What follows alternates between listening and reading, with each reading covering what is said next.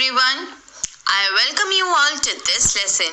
Today I am going to take up the topic, The Patriot, which is written by Robert Browning. In this lesson, I will discuss line-by-line explanation, word meaning, poetic devices, theme, and moral of the poem. So here I begin. First of all, I'll discuss the title of the poem, The Patriot, which means a person who vigorously supports their country and is prepared to defend it against enemies or detractors. This poem is composed by Robert Browning. The title revolves around the story of the life of a patriot or a noble person who had done a great deed. The patriot was once welcomed by the people of having done a great deed, but the people suddenly changed their mind and they betrayed the patriot. The poem revolves around the leader or hero who sacrifices his life for the sake of his country and in the service of his people, but he gets punished for a crime which he had never committed and is hanged as a punishment. Being a true patriot, he does not blame anyone for his fate and does not become sad, as he knows that he will be awarded in the other world for his service to the country. This poem is a dramatic monologue where the poet narrates his own story, the story of a soldier who was a hero a year ago. He was felicitated, celebrated by the people of the town of the country, but exactly a year later, he became a zero. He became a villain and was so much hated by the people that he was sentenced to death. Now I'll give you a brief introduction of the poet Robert Browning. Robert Browning was born on 7th May 1812, Camberwell, London, in England. He was an English poet. His poems are known for their irony, characterization, dark humor, social commentary, and historical settings. His literary career began promisingly but was not a success. He got popularity in 1868-69. He received honorary in Doctor of Civil Law from Balliol College of Oxford University. Robert Browning died on 12 December 1889.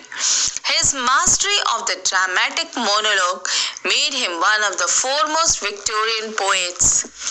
Now a brief description about the poem, The Patriot. The Patriot by Robert Browning is a simple tragic poem in which there is a sharp contrast between what happened a year ago and what is happening now in a very detailed manner depicted by Robert Browning. This poem is of a man who allegedly dedicated his entire life in supporting his country, but his efforts were forgotten. The poem is heavy with irony as it describes a man who had given everything up for his people and was initially reversed by them, only to be killed by them without a second thought in the end. The poet through this poem tells us the rise and fall of one's fortune.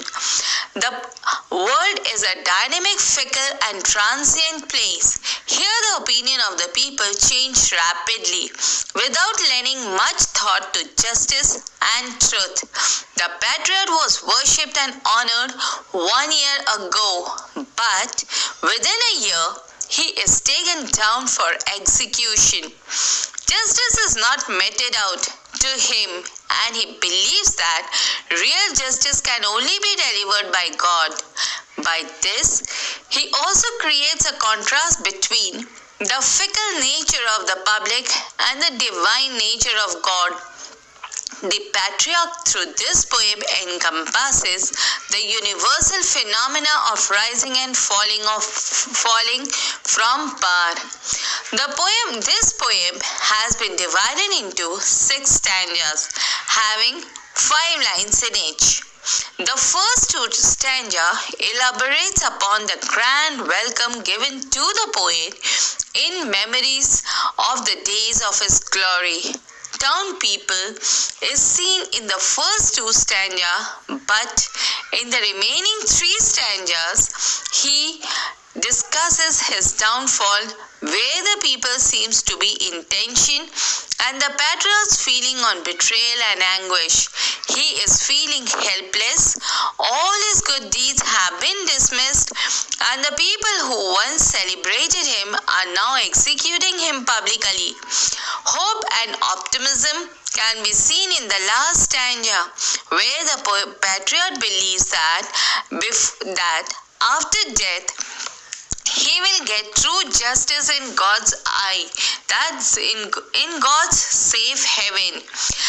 The Patriot is a tragic tale of a man who fell from being a star citizen to becoming a despised so intentionally that he was put to death. Society is very dynamic in the people they choose to support. Entire nation can switch sides without caring or worrying about what happens to those who are left behind. Now I move towards the first stanza, and the lines are: it was roses, roses all the way, with a myrtle mixed in my path like mad. The house roof seemed to heave and sway. The church spires flamed. Such flags they had a year ago on this very day. Now the word meaning. It was roses, roses all the way means that the poet's arrival in the town was welcomed by the people with roses. This entry of the Patriot echoes that of the Christ into Jerusalem and is followed by a similar reversal of the public acclaim with disgrace and death. Next is heave and sway, means to move or cause to move slowly.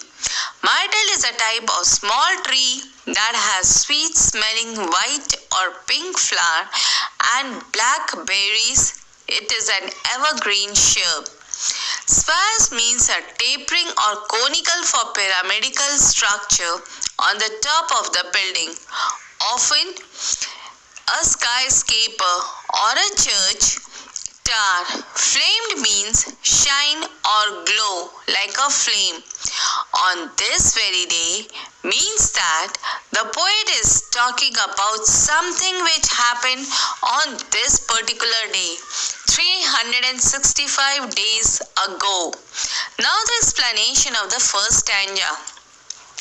In this stanza, the poet has presented the patriot as a public hero who is greeted with immense love and affection by the people of the country. The patriot narrates the story of his golden past. He was a hero a year ago. He was felicitated, celebrated by the people of the town, of the country. But exactly a year later, he was sentenced to death. And the setting of the poem is when he is actually walking to be hanged to death. So in that sense, the contrast of this sharp contrast between what happened a year ago and what is happening now in a very detailed manner by the poet. It is not only about the war or soldiers, it tells us many aspects of life, and the most important is that the life is uncertain and anything could happen in life. That life could actually change dramatically in a period of 1 year or even shorter period. So anything can happen in life. So life is uncertain is the larger message of this poem.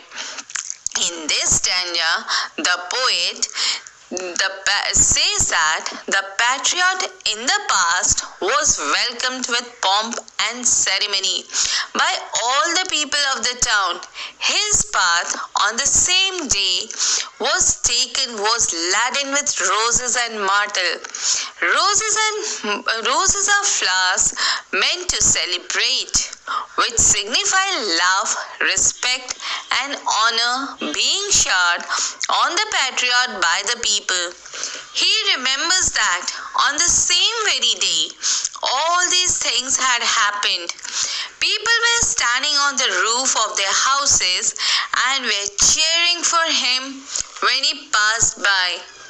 It seemed that the rooftops seemed to heave and sway as there were lots of people, all of them jostling to see from the top as this patriot was passing by. People were craving to just have a glimpse of him. Everybody seemed to be happy to see him.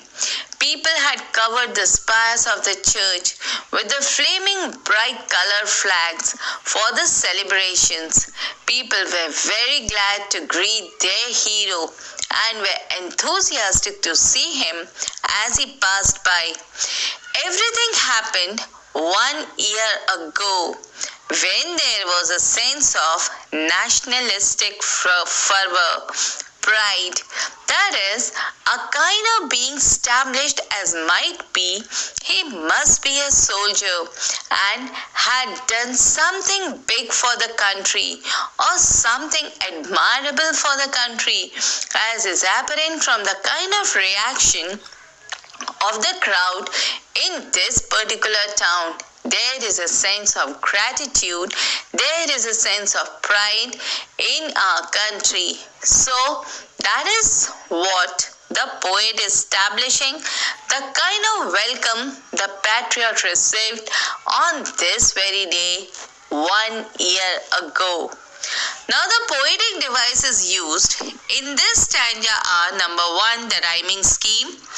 This means the last word of each line is giving a musical effect. This stanza is giving a musical effect of A, B, A, B, A, and the words from the stanza are way, mad, sway, hard, had, and day. Number 2 is metaphor. Metaphor is a figure of speech in which a word or phrase is applied to an object or action which it is not literally applicable. The lines from the stanza is: the church fires flamed, such flags they had, where height, colored, bright flags are compared to the fire and the flames were engulfing them. And the line, but who in war, in roses and roses on the way, means to say that the celebratory attitude of the people and their honoring the patriot has been metamorphosed as roses. Number 3 is symbols.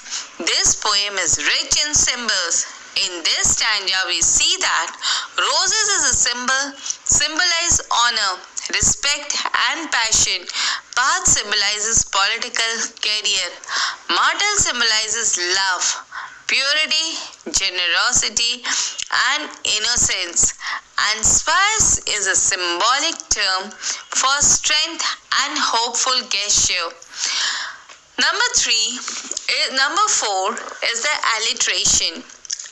Alliteration is the repetition of a consonant sound at the start of the 2 or more closely placed words, and the words from the stanza are roses, roses, where the sound of the letter R is prominent, and myrtle mixed mad, where the word M is prominent and is repeated 3 times.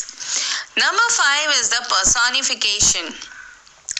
Personification is a literary device which gives human quality to inanimate object. In this stanza, the line, the house roofs seem to heave and sway. The roofs of houses have been given the human characteristic of heaving and swaying. This has been done to refer to the crowd of the roof and their frenzy on seeing the patriot, which is causing them to clamber over each other and give an impression of swaying. Number 6 is imagery. The use of imagery makes the reader visualize the poet's feelings and emotions.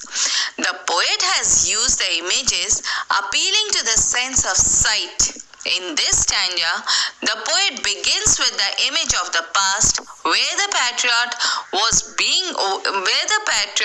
welcomed back to his town with paths laden with roses and myrtles. The use of roses projects a positive picture as they symbolize love.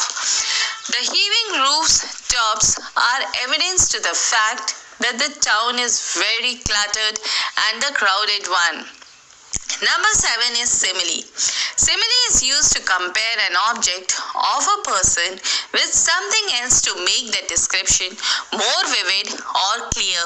The line from the stanza is, with myrtle mixed in my path like mad, where the flower's myrtle is white in color and symbolizes respect.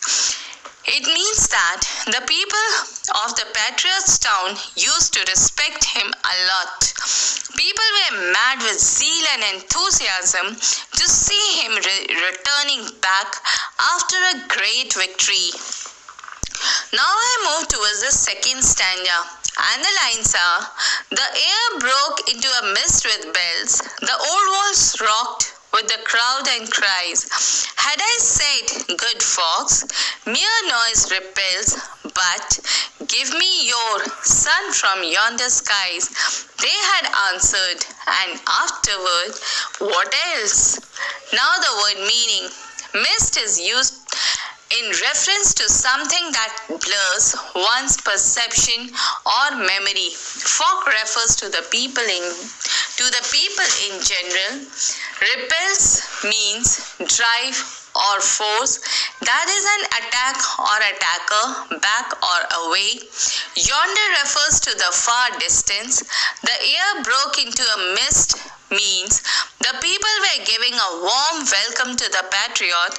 They were ringing the bells and raising slogans. These different voices got mixed and produced a sort of music. Due to this, the air became misty and heavy. Now the explanation of the second stanza. In this stanza, the poet describes the whole welcome ceremony in a delighted and very happy mood.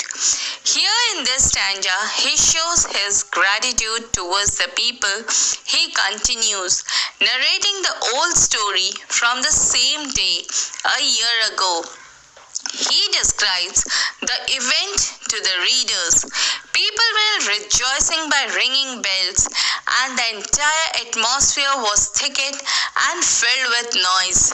They were standing on some kind of old structure and cheering for the patriot with their cries rocking the walls. The sun is a symbol of immortal power, honor, and glory.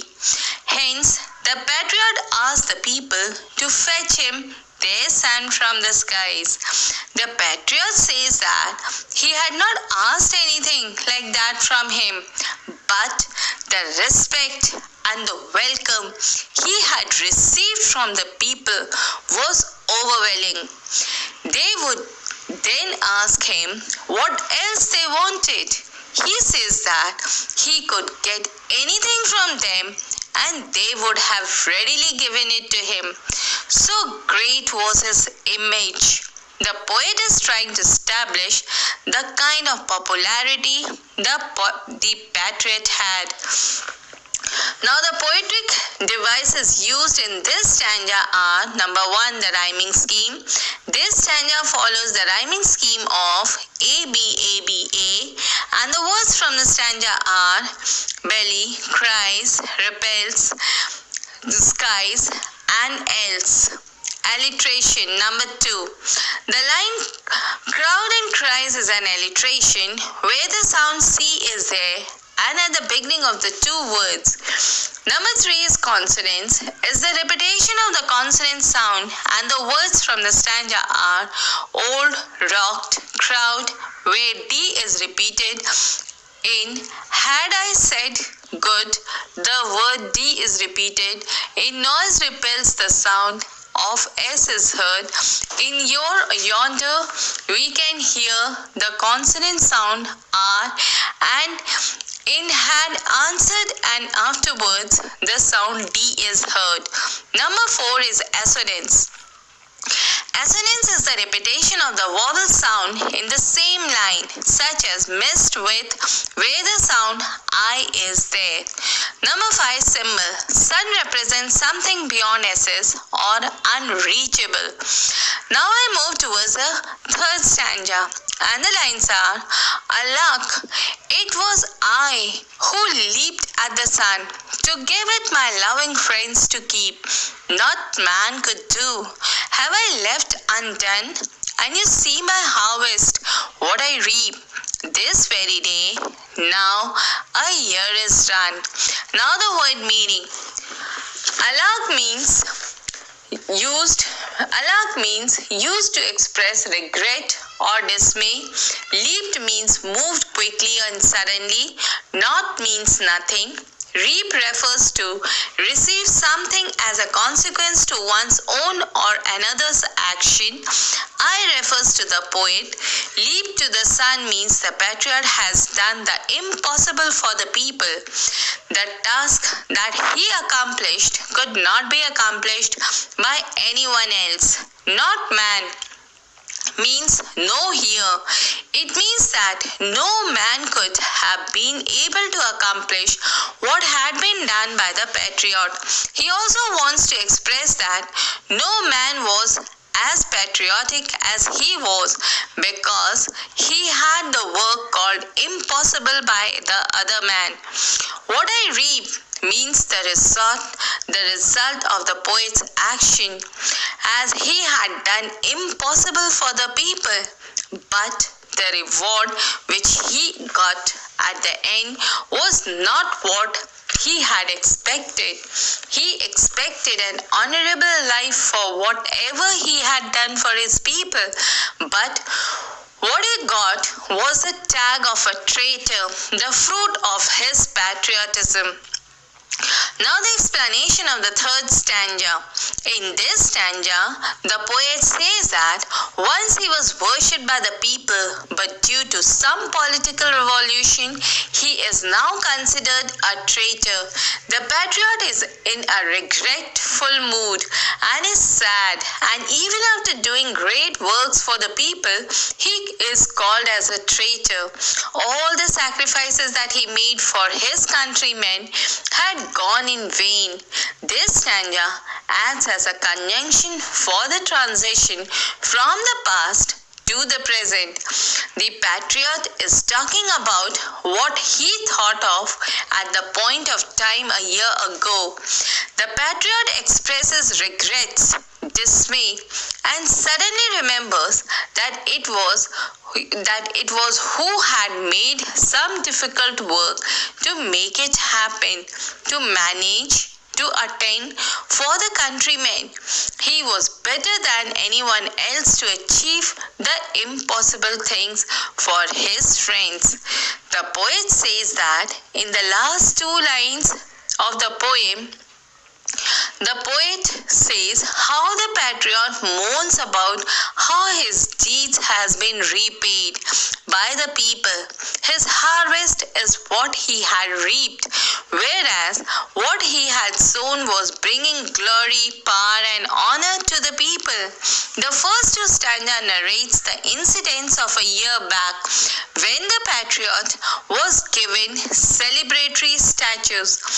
This stanza acts as a synopsis of the current events, though he had made every effort and did everything good for the people, but his people of his nation branded him as a traitor exactly 1 year after. Now the poetic devices used in this stanza are: number 1, rhyming scheme. This stanza follows the rhyming scheme of A, B, A, B, A, and the words from the stanza are sun, deep, keep, kind tone, reap, and run. Number 2 is metaphor. And you see my harvest, what I reap. In this line, the patriot deed have been referred to as a harvest, and the consequences have been metamorphosed as reaping. Number 3 is assonance, is the repetition of the vowel sound in the same line, such as see, reap, where the vowel sound of E is there. Consonants. Number 4 is the repetition of the consonant sounds, and the words from the stanza are man, undone, where N sound is there, and harvest, what, where T sound is there. Now I move towards the 4th stanza, and the lines are: there is nobody on the housetops now, just a palaced view, few at the window set, for the best of the sight is also low at the shambles gate, or better yet, by the very scaffold's foot I trow. Now the word meaning. Parasite means it refers to affected with paralysis, an involuntary tremendous, or crippled, or unhealthy. Shamble of a person means move with a slow, shuffling, awkward gait. Gate to the slaughterhouse, that is the gallows. And scaffold means a raised wooden platform used merely for the public execution of crimes. Trow means to think or believe. Nobody refers to the people who were cheering for the patriot when he was given a warm welcome last year. Housetop refers to the roof of the houses from where the people were cheering for the patriot 1 year ago. The line, just a palaced view at the window set, means that the poet is contrasting the difference in the behavior of the people. The patriot says that only a few people are standing at the windows. They seem to be paralyzed and are watching a different sight, that of the patriot being executed. Shambles Gate means a place where a people gather to watch the execution of the patriot who had been declared to be a traitor. Now the explanation of the 4th stanza. In this stanza, the poet describes the present day, contrasting it with the one on the same day a year ago. Now he has been convicted, and being punished as a traitor in front of the public. Nobody is cheering him now as they used to do 1 year ago. There are no more people on the roof tops trying to catch a glimpse of the patriot. Only a few cripples can be seen at the windows. The patriot says that the best sight could be seen at the gate of the gallows. In this stanza, a contrast is drawn between the time when the rooftops were heaving with people celebrating the patriot's deeds and the current scenario where the people are assembled but near the gallows. Only the ones who cannot travel to the spot of the execution, the ones who are crippled, are staring outside their windows to get a look at the patriot. The patriot was being watched by the people.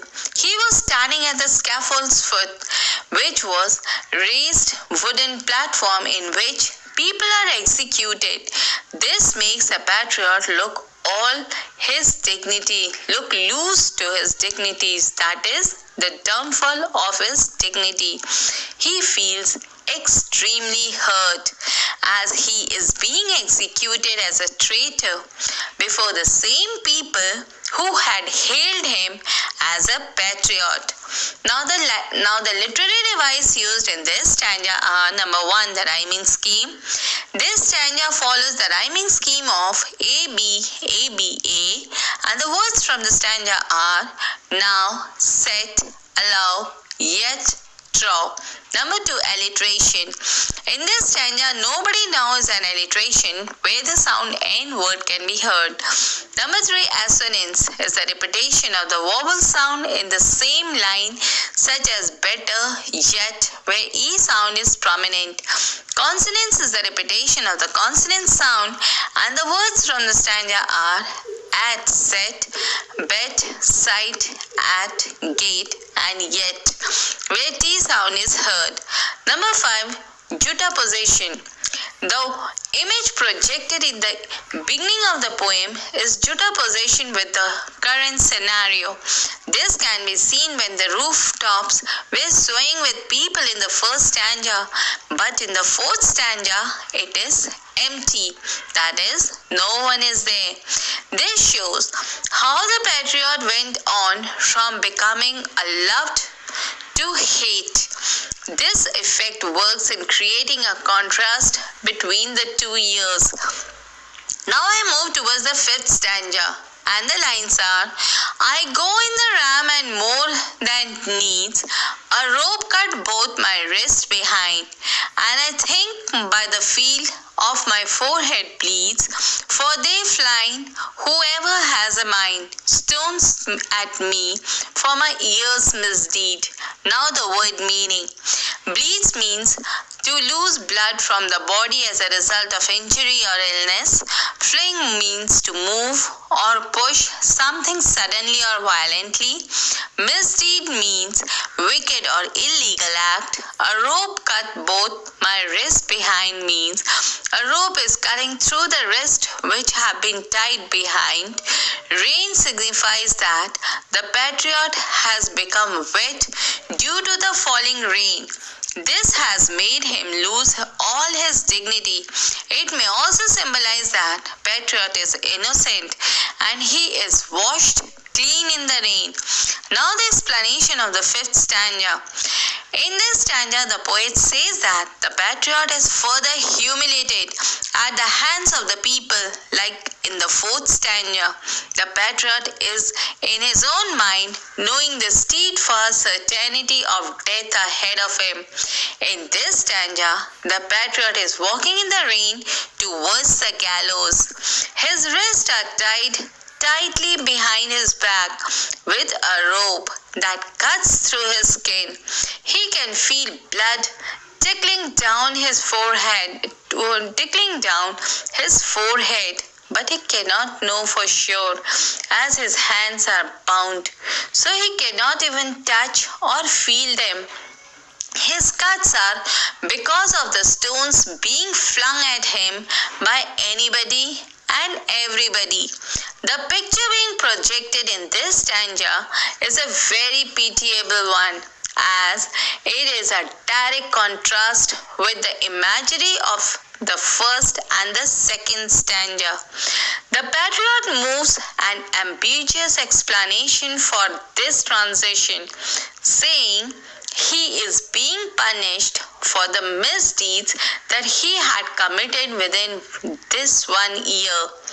Despite the fact that no rigid and stable details have been given to the patriot's act, it can be inferred that most probably he has indulged in acts of treachery, betrayal, and any such unpatriotic act.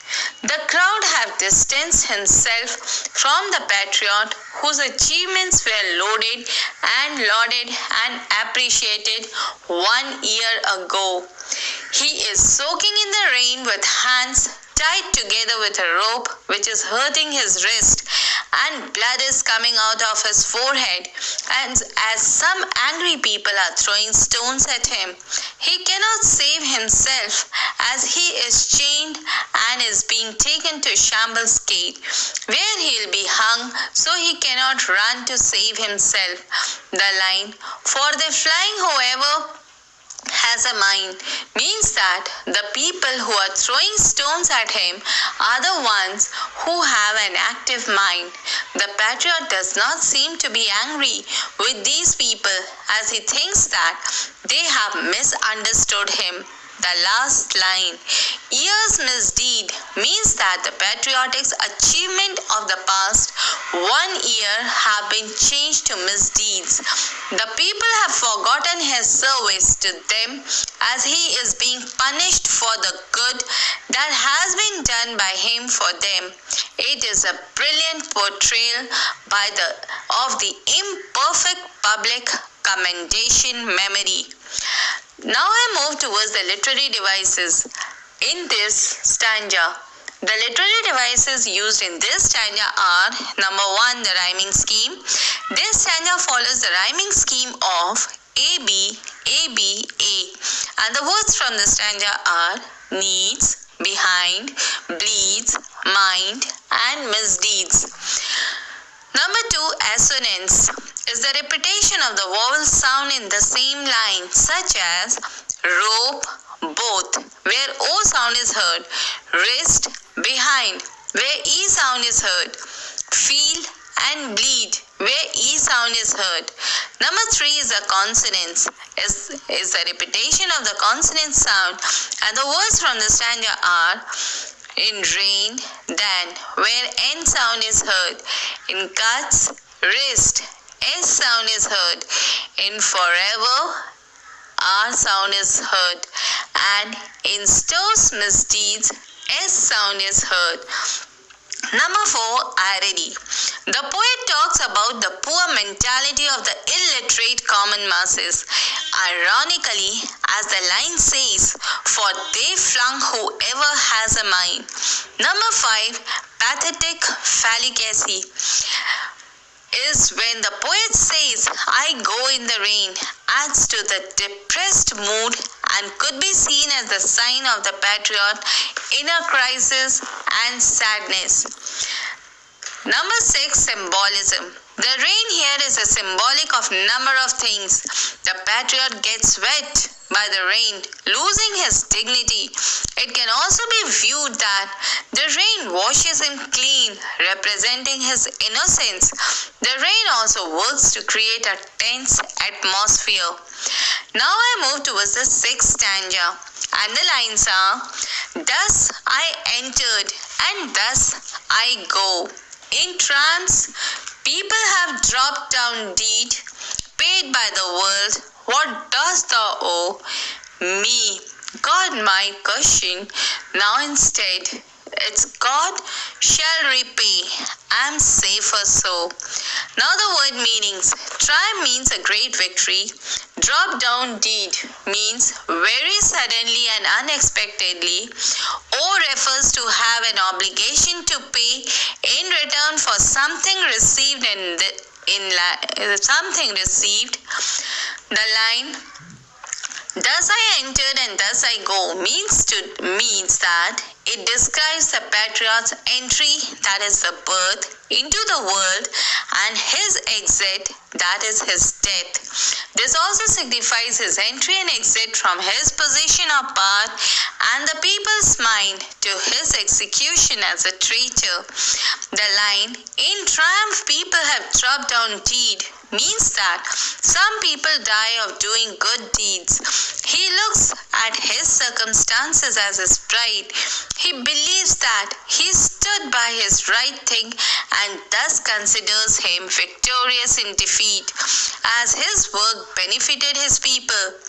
The line, paid by world, what dost thou owe me, means that you have been paid by all the people of the world, so what do you owe me?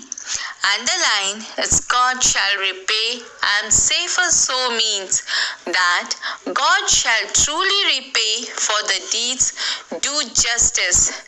Hence the patriot is safer in death than in life. Now the explanation of the 6th stanza and the last stanza. In the last stanza of the poem, the poet reflects on the patriot's death. It is full of philosophical and religious ideas. He feels safer knowing that God knows he stood for what he thought was right. and thus he will be safer under him. This concluding stanza of the poem begins with the patriot declaring how he is leaving the world in the same way as he entered. He is walking towards his death through the same street on which he had entered the town and was welcomed as a celebrity or a hero. Even the most important, the most loved people have lost their glamour and glory. The most triumphant have also fallen. The patriot's religious belief have been reflected, and his belief after life has been showcased, and he mentions how he will be received by God. And God might ask him, now that he has been paid for his deeds by the world, what more does he owe to God? He is placing his trust in God, that the Almighty is always just and fair. Hence, he is safe with God, as he won't have to face any more undeserving punishments and will be truly and justly rewarded for his acts or deed. The patriot wishes that he should have died while he was in power. This is because he felt insulted, as after doing so much good for the people, he is being hanged. On the other hand, he believes that if he had died while he was in power, he would have been insulted like this. He would not have been insulted like this. Even though he is dying, the poet feels safe as he knows that he has been moral and has done the right thing in life. So he will not have to face punishments for the thing he has not done in heaven. Now the literary device used in this stanza are: number 1, the rhyming scheme. This stanza follows the rhyming scheme of A, B, A, B, A, and the words from the stanza are go, did, O, instead, and so. Number 2, alliteration. The line, in triumph people have dropped down, dead, where D sound is heard. The use of alliteration adds rhyme and rhythm to the poem. Number 3, imagery. The poet has described in this stanza the images of Patriot who was walking through the town and was bleeding and was in pain. The reference to safety in God's abode ends the poem on an upbeat note as the imagery is of a positivity and optimism. Now I'll tell you the theme of the poem. In this poem, the poet presents the patriot to talk about the change for his fortune within a single year. The themes of the poem are: number 1, rise and fall of fortune and glory. The poet is majorly based in this poem, the patriot is majorly based on the theme of rising and fall of fortune. The patriot is welcomed with feverish joy and the paths of roses in the first 2 stanza by the townspeople. But at the end of the poem, we see that those same people have humiliated him and executed him within a year. This shows that glory and fortune do not last forever. People are fickle-minded and change their opinions without a second thought. Someone who is loved today may be hated tomorrow. Number 2 is religiosity. The poem has an undertone of religiosity. The first stanza itself mentions flags fluttering on the church spires, and also the patriot is welcomed with the ringing bells. The final stanza has the patriot being optimistic about death, as he believes that God does justice to one and all, and he will recognize that the patriot has done nothing immoral. This faith in God and the belief that he will be safe in God's abode shows that patriot is a religious man. Number 3 is betrayal. Betrayal is also one of the minor theme of the poem, as the poet fetches the sun for the townspeople, and in return they stamped him as a criminal and executed him. All his good deeds were forgotten, and he was brought to a humiliating and painful death.